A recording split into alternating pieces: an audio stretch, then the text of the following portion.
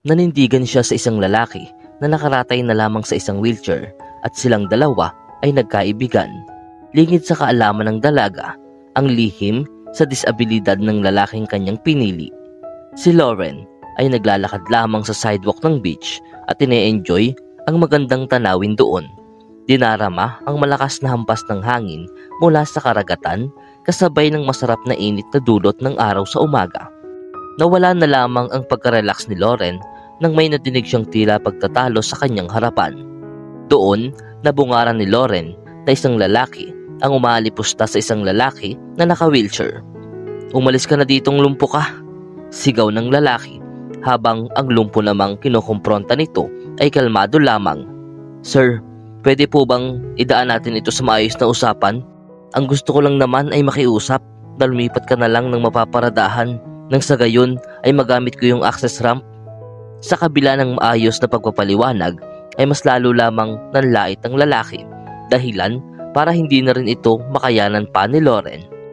Hindi na nagdalawang isip pa si Lauren na makumpronta ng harapan ang mapangalipustang lalaki.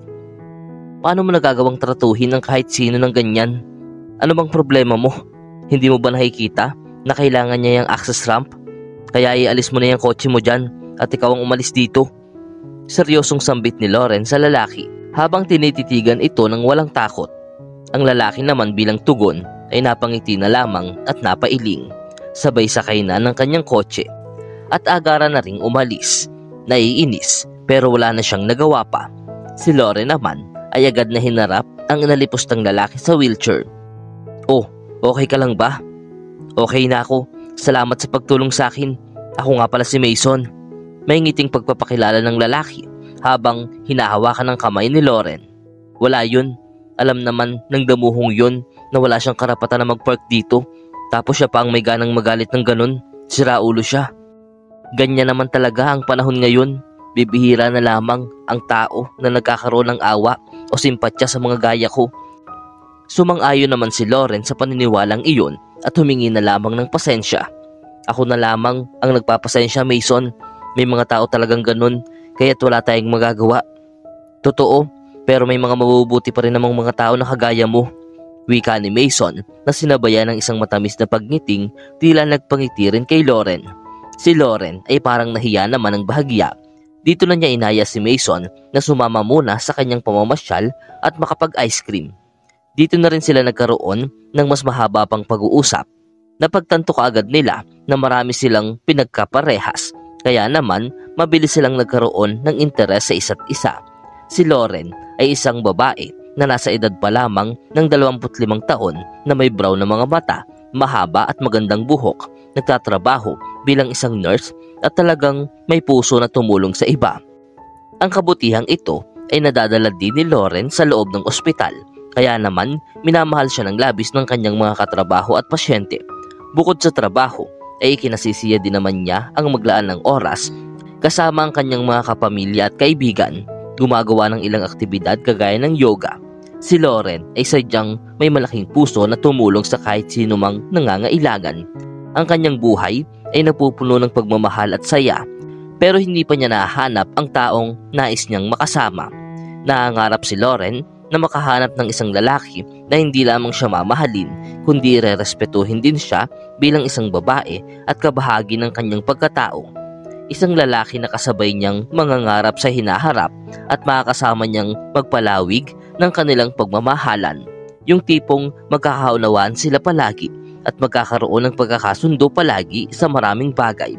Kaya nang makilala niya si Mason sa beach, ay hindi niya akalaing ang kanyang pangarap ay ganap ng matutupad. Simula ng unang pagkikita ng dalawa ay nagkaroon sila ng mas madalasang pagkikita. Nagkaroon na sila ng pagkakataon makapagkape sa labas, makapanood ng sine at mas madalas pang mamasyal sa parke. At sa bawat pagkikita na iyon ay mas lalo lamang silang nahuhulog sa isa't isa hanggang sa tuluyan ng lumalim ang kanilang koneksyon. Magkasabay na nilang dinarama ang ganda ng tanawin sa beach ng magkahawa kamay. Tinanong ni Lauren si Mason tungkol sa kanyang buhay bago sila nagkakilala at kung bakit ito humantong sa ganoong sitwasyon. Si Mason ay huminga na lamang ng malalim at ibinahagi na ang kanyang istorya. Hindi naging madali ang buhay para sa akin. Isa lamang akong mahirap na bata at simula nang nangyari ang car accident noon na siyang nagdala sa akin. Sa ganitong sitwasyon ay mas nahirapan pa akong lalo. Nagtatrabaho ko noon bilang isang administrative assistant at ginawa ang lahat pero hindi pa rin sapat para mabayaran ang lahat ng aking mga gastusin. Nayuyukong pagsasadula ni Mason. Sinabi niya na madaming tumitingin sa kanya ngayon nang may panghusga at diskriminasyon nang dahil sa kanyang kalagayan. Iniisip na ang kanyang buhay ay limitado na lamang sa kinalalagyan niyang wheelchair. Wala naman ding mapagsabihan si Mason ng kanyang saloobin sa takot na wala din namang makikinig sa kanya kung sakali. Nang mga oras na iyon ay biglang hinawakan ni Lauren ng mahigpit ang kanyang kamay. Hindi yan importante sa akin, Mason. Ang importante sa akin ay ang mabuti mong pagkatao. Isa kang lalaki na naiiba sa lahat para sa akin. Mabait, matalino at gwapo. Si Mason ay waring nahiya pa sa kanyang nadinig na idinaan na lamang sa pagngiti. Pero gwapo naman talaga si Mason kung tutuusin. Makisig, may magandang mata at matamis na mga ngiting talagang pupukaw sa puso ni inuman. Ilang sandali matapos ang wagas nilang pagtitinginan ay nagtampi na ang labi ng dalawa. Halos sumabog naman sa kasiyahan si Lauren at dito na isawalat ang matinding pagmamahalan nila sa isa't isa. Lauren, mahal na mahal kita.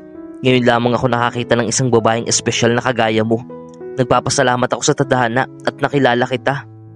Napagtanto ng dalawa na sila umano ay sadyang itinadhana ng magkasama habang buhay. Sa panahon ng pagkakaroon nila ng relasyon ay nalagay din sila sa ilang problema na may kinalaman sa disabilidad ni Mason. Madami na rin silang natatanggap na hindi magagandang komento mula sa iba na hindi nakakaunawa sa kanilang pagsasamahan. Sa isang dinner party kasama ang kanyang mga kaibigan, halimbawa, ay nadinig ni Lauren ang pangiinsultong komento ng isa niyang kaibigan patungkol kay Mason. Ano bang nasa isip mo, Lauren? Ni hindi ka nga kayang buhatin ng kasintahan mo kapag kayo'y kinasal na. Paano pa ba kayo magsasayaw? Mag-isip ka, Lauren. Kung ako ikaw, ibabasura ko na lang siya. Magiging alagain mo lang siya. Maniwala ka sa akin. Si Lauren naman ay nanatili lamang nakalmado at sumagot ng maayos. Ang pagmamahal na nararamdaman ko para sa kanya ay higit pa sa anumang pisikal na limitasyon. Ang importante ay ang magkasama kami ng masaya at walang sino man ang makakapagdikta ng anumang nais kong gawin. Sa isa pang pangyayari, habang namamasyal ang dalawa sa isang mall kung saan itinutulak ni Lauren ang wheelchair ni Mason at tumigil para ito ay halikan, ay bigla na lamang may isang lalaking biglang tumawa at nang insulto. Wow, paano mo napagtsatsagaan niyang lumpo na yan, miss? Desperado ka na siguro talaga kaya ganyan. Si Mason ay talaga namang nabigla sa komentong iyon, habang si Lauren naman ay sobrang nagalit. Madalas pa niyang madinig ang bagay na iyon sa mga taong dapat na nakakaunawa sa kanya, gaya ng kanyang mga kaibigan, katrabaho at kapamilya. Na nababaliw na siya umano dahil nagmamahal siya ng isang mahirap at baldadong lalaki. Pero sa anumang panginsultong kanyang nadidinig ay palagi siyang nangangatwiran. Ang yaman ay hindi kailanman nasusukat sa dami ng pera ng isang tao.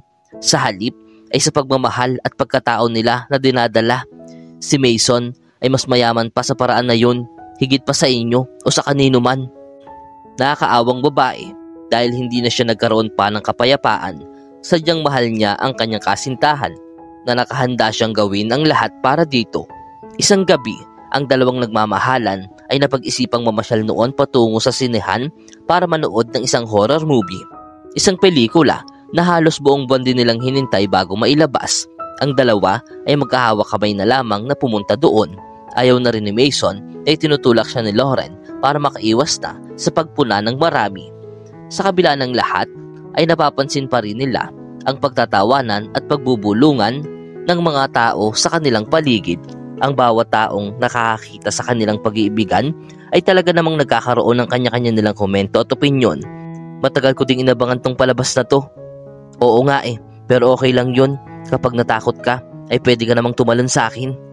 Nagitian sila at nagpatuloy lamang patungo sa sinehan. Pinaplano na rin ang kung anumang bagay na gagawin pa nila pagkatapos noon. Sa isang mahabang tawiran, nang itinatawid na ni Lauren si Mason sa hindi inaasahang pangyayari ay naistak ang gulong nito sa isang sira ng aspalto. Nasa gitna sila ng kalsada. Pinipilit ni Mason na ialis ang kanyang wheelchair pero hindi niya magawa. Si Lauren ay natataranta na ring tumulong sa kanya. "Kumalma ka lang, mahal. Maaalis natin to." Ipinosisyon na rin ni Lauren ang kanyang sarili at agad nang itinulak ng buong lakas ang wheelchair. Ilang sandali pa matapos makatawid ng iba ay liwanag na lamang ng sasakyan ang kanilang naaaninag na nagbabadya ng isang malapit ng kapahamakan. Si Lauren, dahil sa biglaang pag-iisip at pagkilos, ay agad na itulak ang kanyang kasintahan ng malakas paalis sa wheelchair nito at tumilapon sa lupa. Naiwan si Lauren doon, hawak ang wheelchair na tila natigilan habang ang kotse naman ay sinusubukang magpreno kaagad at sa awa ng Diyos ay nagawa din itong mapahinto sa tamang oras. Tanging ang kamay lamang ni Lauren ang natamaan ng sasakyan. Dahil sa pagpigil nitong naging reaksyon, ang driver naman ng kotse ay hindi na bumaba. Umalis na lamang din ito agad para makaiwas sa problema. "Mahal, kamusta ka na? Okay ka lang ba?" May pag-aalalang wika ni Mason. Ang kamay ni Lauren noon ay medyo namumula pa at tila namabaga. "Wala to, mahal, baliwala to." Si Mason ay nagulat na kayang ialay ni Lauren ang sarili niyang buhay, maisalba lamang siya sa kapahamakan. Masakit man ang isang kamay, ay nagawa pa ring akayin ni Lauren ang kasintahan paupo sa wheelchair nito. Sadyang mahal na mahal niya si Mason. At para kay Mason ay si Lauren na lamang ang nag-iisang babae sa kanyang buhay. Kaya naman naisip ni Mason na hindi na siya makapaghintay na maaya ang kanyang minamahal sa pagpapakasal, kung saan plano niyang magsagawa ng hindi malilimutang proposal na napupuno ng romansa. At sa loob nga ng ilang araw ay nagawa ng maghanap ni Mason ng perpektong lugar para makapag-propose, hanggang sa dalhin ni Mason si Lauren sa isang hardin na napupuno ng bulaklak at isang fountain na kumikislap dahil sa mga bituing dala ng gabi, isang maganda at matiwasay na lugar kung saan ang kalikasan na mismo ang tila nakikisaya sa kanilang pagmamahalan. Pinuno ni Mason ang hardin ng daan-daang kandila na siyang nagbibigay liwanag sa mga puno sa paligid at nagdulot din ng kaaya-aya at magarang atmosfera sa paligid.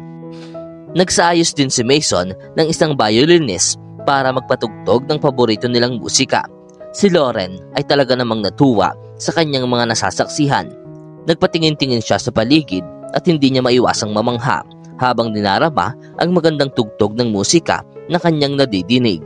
Naging mabilis ang tibok ng puso ni Lauren pero wala pa rin siyang idea sa kung anuman ang pwedeng mangyari. Dinala ni Mason si Lauren sa tapat ng fountain kung saan sila nagsagawa ng isang maliit na picnic. Nagsalo sila sa strawberries at chocolates na nakaupo habang nagtatawanan. Inaalala ang bawat mahasayang sandali nilang pinagsamahan. Maya-maya pa ay naisip ni Mason na yun na ang oras kung saan dapat siyang magsagawa ng proposal. Agad na hinawakan ni Mason ang kamay ni Lauren at seryoso itong tiningnan sa mga mata. "Ikaw lang, Lauren, ang pinakamagandang babae na nakilala ko. Ipinadama mo sa akin ang tunay na kahulugan ng pag-ibig. Tinuran mo sa akin na ang buhay ay mas lalong sumasaya kapag ibinabahagi mo ito sa isang tao na espesyal para sa iyo. Hindi ko maiisip ang buhay ko nang wala ka. Will you marry me?" Naluha ng bigla si Lauren. Ito ay isa sa mga bagay na matagal na niyang hinihiling at pinapangarap. Tiningnan niya ang kanyang minamahal na noon ay hawak na ang maliit na kahon na naglalaman ng isang magandang singsing. Napagtanto kung gaano katotoo at ka-espesyal ang sandaling yon para sa kanila. Hindi may paliwanag ni Lauren ang kanyang nadarama. "Oo, Mason, papakasal ako sa iyo. Mahal na mahal kita, Mason." Siya naman ay naluluha pa rin sa kaligayahan habang isinusuot na ni Mason ang singsing sa kanyang daliri. Si Lauren ay umuwi ng araw na iyon na napupuno ng kaligayahan na halos hindi niya mapaniwalaan ang nangyari. Napapatingin na lamang siya sa singsing na nakasuot sa kanyang daliri kung saan nakakadama siya ng labis na ligaya. Ang pagmamahal na nararamdaman niya para kay Mason ay isang bagay na hindi pa niya naranasan dati. Nasasabiktan ng sobra si Lauren maliban sa kanyang mga kaibigan na hindi pa rin nauunawaan ang kanilang pagsasama. Isang estupida ang tingin nila kay Lauren sa pagkanais nitong maikasal sa isang lalaki na nakaratay na lamang sa isang wheelchair. "Nawala ka na ba sa tamang pag-iisip, Lauren? Ang lalaki na yun ay lumpo. Habang buhay kang magiging yaya niyan kapag nagsama na kayo bilang mag-asawa. Wala siyang magagawa para mapaligaya ka sa maraming bagay. Wala din siyang pera para ibigay sa iyo ang kasal na iyong pinapangarap. Si Lauren ay binaliwala na rin naman ang mga bagay na iyon at sa kung anumang meron sila ay sinumulan na nilang planuhin ang kanilang kasalan. Simpleng seremonya pero napupuno ng pagmamahal at kahulugan. Makalipas ang mahigit isang buwan ay dumating na rin ang pinakahihintay nilang sandali. Naging isang malaking pagsubok ito para sa dalawang nagmamahalan. Napaharap sa masakit na komento at panlalait sa karamihan. Iilan sa mga malalapit sa kanya ang nanindigan at sumusuporta kay Lauren. Kabilang na dito syempre ang kanyang magulang. Ang karamihan sa kanyang mga dating nakakasamang kaibigan, katrabaho sa ospital ay walang interes na dumalo sa kanilang seremonya pero nagawa pa rin naman nilang pumunta para magpakitang tao.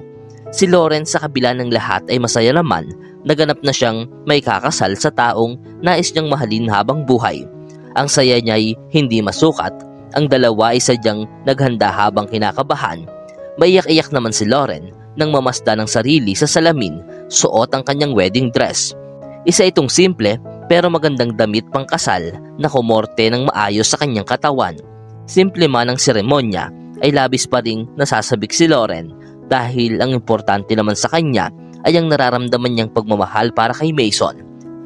Pagtungo ng simbahan ay hindi inaasahan ni Lauren ang gumulat sa kanya pagbukas ng pintuan. Natigilan siya sa pagkamangha nang makita ang kaloob-looban ng simbahan na parabang sa fairy tale niya lamang nakikita. May bulaklak sa buong paligid, mga eleganteng chandeliers na nakabitin sa kisame, at magarang red carpet na lumilinya sa kanyang daraanan patungong altar. Hindi makapagsalita si Lauren sa kanyang napagmamasdan, malayo sa simpleng kasalan na ilang buwan din nilang pinlanong magkasintahan. Napapatanong na lamang si Lauren sa kanyang sarili kung ano ba ang nangyayari dahil labis siyang nalilito at naguguluhan. Si Mason naman, nang magsalubong sila ng tingin, ay ngumiti na lamang na tila nagsasabing magiging maayos lamang ang lahat. Ang seremonya ay agad na lang nagsimula. Ang mga bisita ay naupo na rin sa kanya-kanya nilang mga upuan. Naguguluhan din sa marangyang kasalan na kanilang nasasaksihan na sinabayan pa ng magandang musika. Sa harap ng pari ay sinambit ng dalawa ang wagas nilang pagmamahalan sa isa't isa at mga pangakong dadalhin nila sa kanilang pagsasama habang buhay. Ang sumpaan nila ay napuno ng damdamin sa kabila ng mga hamon na hinarap nila ng magkasama. Si Mason naman ay binahagi din sa lahat kung paanong nabago ang kanyang buhay at kung gaano niya ipinagpapasalamat sa Diyos na nakilala niya si Lauren. Nang bigla na lamang titigan ng seryoso ni Mason ang kanyang minamahal at nagsalita, "May isa pa akong sorpresa sa iyo." Si Lauren ay napaatras na lamang nang si Mason ay biglang tumayo sa kinauupuan nitong wheelchair. Ang lahat ng naroroon ay natigilan at hindi makapaniwala. Isa itong himala ayon kay Lauren. Hindi niya talaga mapaniwalaan ang kanyang nakikita. Si Mason pala ay isang entrepreneur sa isang buo-technology business na nagsasagawa ng mechanical prosthesis para sa mga taong may disabilidad, at ginawa niya umano ang isang social na eksperimento lamang para mas malalim na maunawaan ang damdamin ng isang tao na kanyang tinutulungan, para magbigay inspirasyon din at idea sa kanyang mga gagawing proyekto para makatulong sa marami. Para matutunan ng lahat ay kailangang maggala si Mason sa syudad bilang isang taong may disabilidad kung saan nakilala niya si Lauren. Sa bawat panahon ng kanilang pagsasama sa kabila ng kanyang disabilidad ay nagawang patunayan ni Mason ang wagas na pagmamahal ni Lauren sa kanya sa kung ano siya at hindi sa ibang paraan. Hindi dahil sa pera, kagaya ng ibang babae na kanyang nakilala noon. "Patawad, Lauren, hindi ko kaagad nasabi sa iyo ang katotohanan. Gusto ko lang masubok noon kung gaano ba katotoo ang lahat. Ang tanging alam ko lang ngayon ay ikaw na ang pinakamamahal kong babae na nais kong makasama sa habang panahon. Hindi ko kakayaning mabuhay nang wala ka." Ang lahat ng mga naroroon, pati na yung mga kasamahan niya sa ospital at ang mga kaibigang dating nangaalipusta sa kanila, ay nagulat sa labis na pagkasorpresa. Hindi nila matanggap ngayon ang swerteng dinaranas ni Lauren na may kasal sa isang mayaman at makisig na lalaki. Si Lauren na natitigilan pa at hindi makapagsalita hanggang sa halikan na siya sa labi ni Mason. indikasyon ng wagas nilang pagmamahalan sa harapan ng lahat ng simbahan at ng Diyos.